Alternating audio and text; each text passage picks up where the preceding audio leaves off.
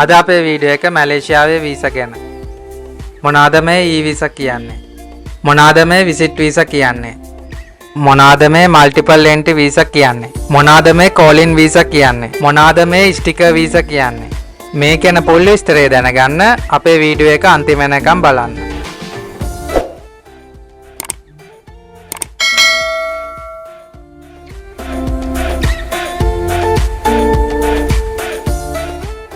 ශ්‍රී ලංකන්ස්ලට වෙනත් රටකට ට්‍රැවල් කරන්න විසිට් වීසා එකක් ගන්න පුළුවන් විදි කිහිපයක්ම තියෙනවා. ඒවා තමයි e-visa, on arrival visa, ඒ වගේම තමයි without visa ට්‍රැවල් කරන්න පුළුවන් countries උත් තියෙනවා.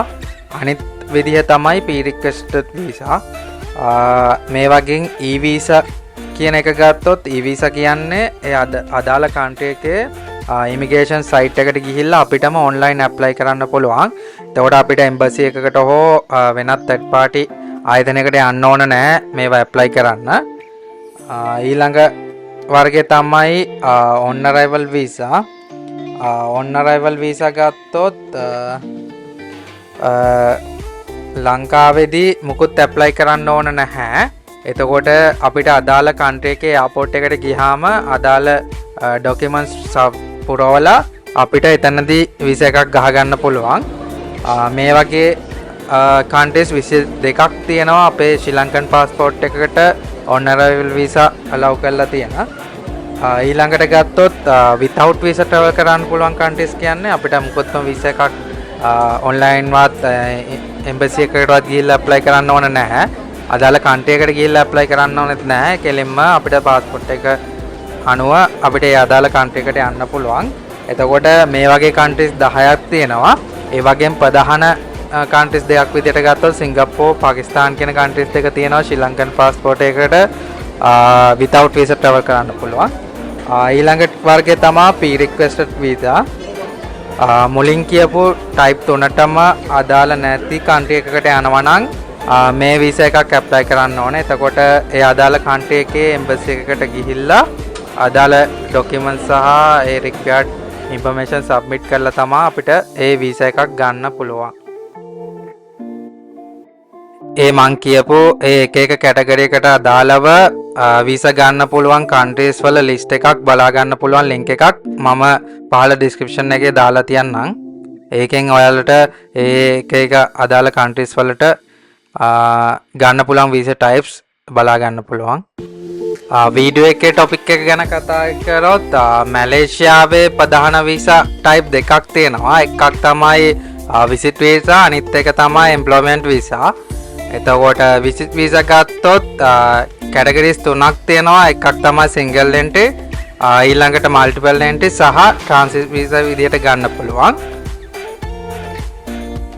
එතකොට මැලේසියාවේ employment visa ගත්තොත් ඒකෙත් ප්‍රධාන වර්ග තුනක් තියෙනවා. එකක් තමයි employment pass, ඊළඟ එක තමයි temporary employment pass සහ professional visit pass විදියට.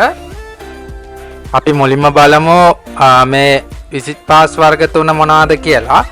එතකොට ඒකෙන් single entry ගත්තොත් ඒකෙන් ඒකේ නමේම තියෙනවා එකපාරයි රට ඇතුළට එන්න පුළුවන්. මේවා ගත්තොත් සාමාන්‍යයෙන් මාස 3ක් valid. හැබැයි රට ඇතුළට ආවට පස්සේ දවස් 30යි වැලිඩ් වෙන්නේ මේ විසිට් වීසා එකක්. මේ සිංගල් එන්ට්‍රි විසිට් වීසා එකක් මේන්ලි ફોකස් කරන්නේ ට්‍රිප් එකක් යනවා නම් වගේ තමයි. මේවා ස්පෙෂල් රීසන් එකක් නැත්තම් එක්ස්ටෙන්ඩ් කරන්න බෑ. ඒ ස්පෙෂල් රීසන් ගත්තොත් ඇක්සිඩන්ට් එකක් හෝ ක්‍රිටිකල් ඉල්නස් එකක් හෝ එහෙම නැත්තම් ඔරිජිනල් කන්ට්‍රි එකේ වෝ එකක් තියෙනවා නම් අපිට එක්ස්ටෙන්ඩ් කරන්න පුළුවන්. එහෙම නැත්නම් ඔයාලට රටෙන් එළියට ගිහිල්ලා තමයි අලුතෙන් වීසා එකක් ඇප්ලයි කරලා ඇතුළට එන්න පුළුවන්. එහෙම නැතුව ඕවර් ස්ටේ වෙලා වුණොත් ෆයින් එකක් ගෙවන්න වෙනවා ඒ අදාළ කාලය අනුව සහ එහෙම නැත්නම් ටෙම්පරරි බෑන් වෙන්නත් පුළුවන්. සහ ඒ වගේම තමයි up to 5 years prison එකේ ඉන්නත් වෙන්න පුළුවන්. එහෙම නැත්නම් මේ ෆයින් එක හෝ ඉම්ප්‍රෙෂන් කියන බෝත් කම්බිනේෂන් එකකටත් ඔයාලට යටත් වෙන්න වෙනවා. මම ඔයාලට කලින් කිව්වා සිංගල් එන්ට්‍රි වීසා එකක් ස්පෙෂල් රීසන් මත එක්ස්ටෙන්ඩ් කරන්න පුළුවන් කියලා. එතකොට ඒ අදාළ ස්පෙෂල් රීසන් එක ප්‍රූව් කරන්න ඔයාලා ගාව එවිඩන්ස් තියෙන්න ඕනේ. ඒ වගේම තමයි රිටර්න් එයාර් ටිකට් එකක් තියෙන්නත් ඕනේ.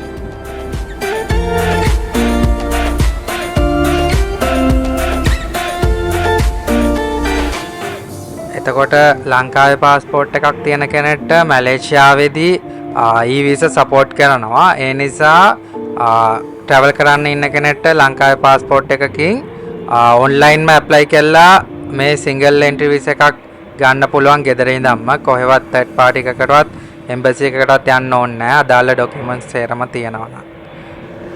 එතකොට මේ වගේ සිංගල් එන්ට්‍රි වීසා එකක් ගන්නවා නම් සාමාන්‍යයෙන් රිටර්න් එයාර් ටිකට්, එතකොට හොටෙල් ඇකොමඩේෂන්, ඒ වගේ ප්‍රූෆ් සබ්මිට් කරන්න ඕනේ. ඒ වගේම ඔයාලගේ ට්‍රිප් ප්ලෑන් එකක් සාමාන්‍යයෙන් සබ්මිට් කරන්න ඕනේ. කොයි තැන්වලද ඔයාලා යන්න බලාපොරොත්තු වෙන්නේ, ඒ අදාළ මාසික කාලය ඇතුළත හෝ ඔයාලා මේ රට ඇතුලේ ට්‍රැවල් කරන්න බලාපොරොත්තු වෙන ටයිම් එක ඇතුලේ.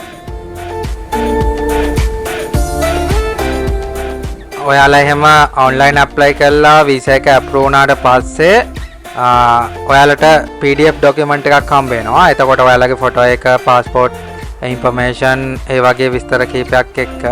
එතකොට ඒ ඩොකියුමන්ට් එක print කරගෙන ආවම ඔයාලට රට ඇතුළට එන්න පුළුවන්. ඒක වැලිඩ් වීසා එකක් විදියට සැලකෙනවා.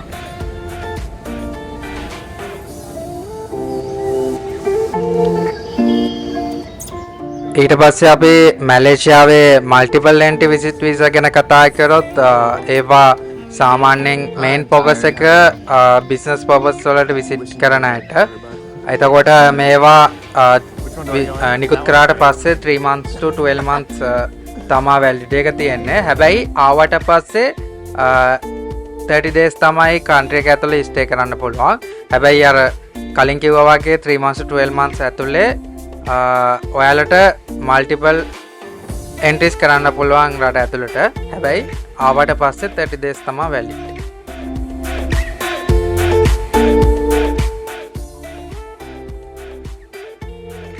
සිංගල් එන්ට්‍රි විසිට් වීසා වගේම තමයි මේවත් එක්ස්ටෙන්ෂන් අලව් කරන්නේ නැහැ මැලේසියාවේදී මල්ටිපල් විසිට් වීසා වලටත්.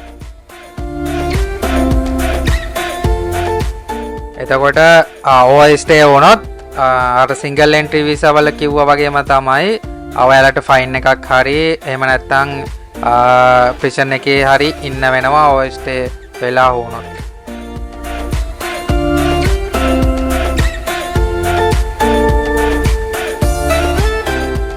ශ්‍රී ලංකන්ස්ලාට single entry visa online apply කරලා ගන්න පුළුවන් වුණාට ශ්‍රී ලංකන්ස්ලාට මැලේසියාවේ මල්ටිපල් එන්ට්‍රි වීසා එකක් ඔන්ලයින් ඇප්ලයි කරලා ගන්න බෑ. ඔයාලට ජෙට්විං ට්‍රැවල්ස් හරහා තමයි ඔයාලට මල්ටිපල් එන්ට්‍රි වීසා එකක් ගන්නවා නම් ඒ ඩොකියුමන්ට් සබ්මිට් කරලා ඒ වීසා එක ඇප්ලයි කරන්න වෙන්නේ.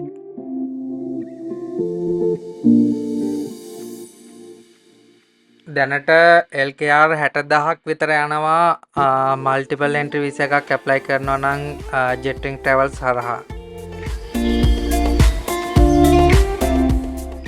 සිංගල් එන්ට්‍රි විසිට් වීසා එකක් ඇප්ලයි කරනවා වගේම තමා මල්ටිපල් එන්ට්‍රි විසිට් වීසා එකක් ඇප්ලයි කරන්නත් ඒකට රික්වයර්මන්ට් කීපයක් තියෙනවා. එතකොට අර ෆන්ඩ්ස් තියෙන්න ඕනේ ඒ කාලය ඇතුලේ රට ඇතුලේ ස්පෙන්ඩ් කරන්න. ඒ වගේම තමයි රිටර්න් එයාර් ටිකට්ස් තියෙන්න ඕනේ, හොටෙල් ඇකොමඩේෂන්ස් තියෙන්න ඕනේ. ඊට අමතරව ටුවර් ගෲප්ස් වලට multiple entry visit visa apply කරන්න බෑ.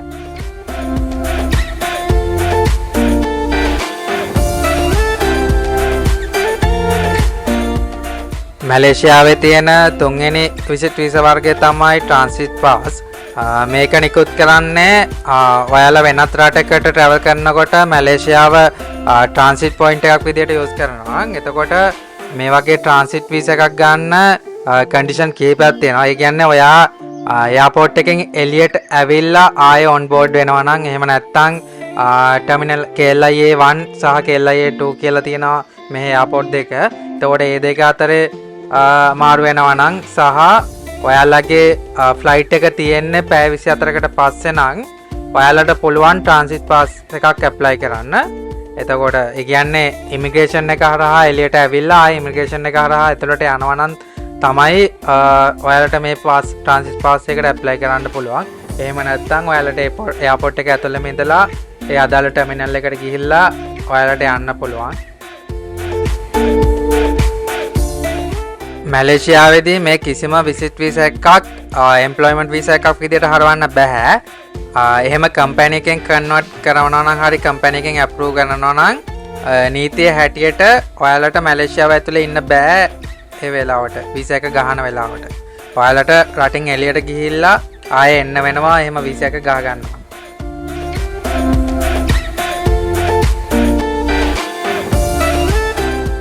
ඔයාලා මැලේසියාවේ විසිට් වීසා එකක් ඇප්ලයි කරනවා නම් දින 14කට කලින්වත් ඇප්ලයි කරන්න. මොකද ප්‍රොසෙස් එකට දින 3-4ක් අතර කාලයක් යනවා. ඊට අමතරව ඔයාලට වීසා එකක් අප්‍රූව් වුණා කියලා ඔයාලට රට ඇතුළට එන්න පුළුවන් කියලා ෂුවර් කරන්න බෑ.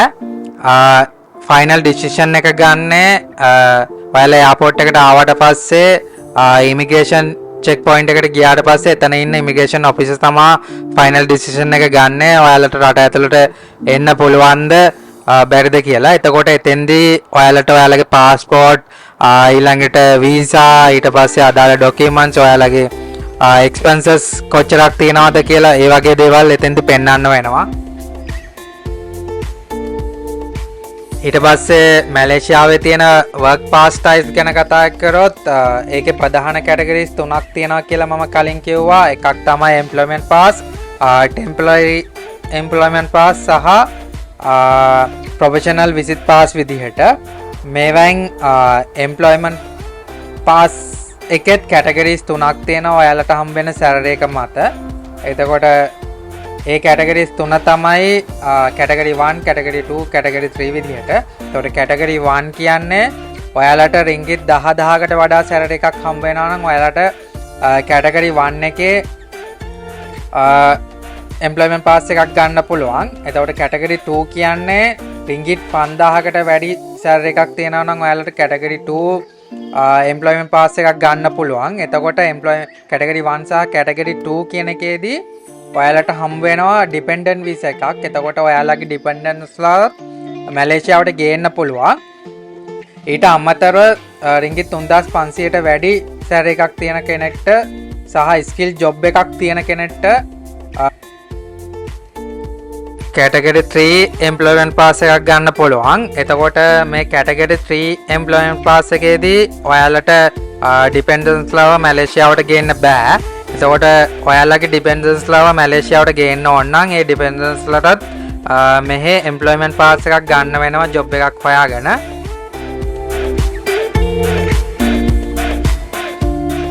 ඩිපෙන්ඩන්ට්ස්ලා විදියට සැලකෙන්නේ ඔයාලගේ legal husband and legal wife ඒ වගේම තමයි අවුරුදු 18ට අඩු ළමයිනොත් ඩිපෙන්ඩන්ට්ස්ලා විදියට සැලකෙනවා. ඊට අමතරව ලීගලි ඇඩප්ට් කරපු අවුරුදු 18ට අඩු චිල්ඩ්‍රන්ස්ලාවත් ඔයාලට ඩිපෙන්ඩන්ට්ස්ලා විදියට ගේන්න පුළුවන් මැලේසියාවට. මේ එම්ප්ලොයිමන්ට් පාස් සාමාන්‍යයෙන් අවම අවුරුදු 2කට තමයි ඉෂු කරන්නේ. මැලේසියාවේ තියෙන ඊළඟ වර්ක් පාස් ටයිප් එක තමයි ටෙම්පරරි එම්ප්ලොයිමන්ට් පාස්. එතකොට මේ ටෙම්පරරි එම්ප්ලොයිමන්ට් පාස් එකක් සාමාන්‍යයෙන් ඉෂු කරන්නේ ඔයාලා මැලේසියාවට එන්නේ අවුරුදු 2කට අඩු ජොබ් කොන්ට්‍රැක්ට් එකකට හෝ එහෙම නැත්නම් ඔයාලා එන්නේ අන්ස්කිල් හෝ සෙමි ස්කිල් ජොබ් එකකට නම් ඔයාලට හම්බ වෙන්නේ මෙන්න මේ කියන ටෙම්පරරි එම්ප්ලොයිමන්ට් පාස් කියන වීසා එක. මැලේසියාවේ මේ ටෙම්පරරි එම්ප්ලොයිමන්ට් පාස් එකක් වැලිඩ් වෙන්නේ මාස 12කට.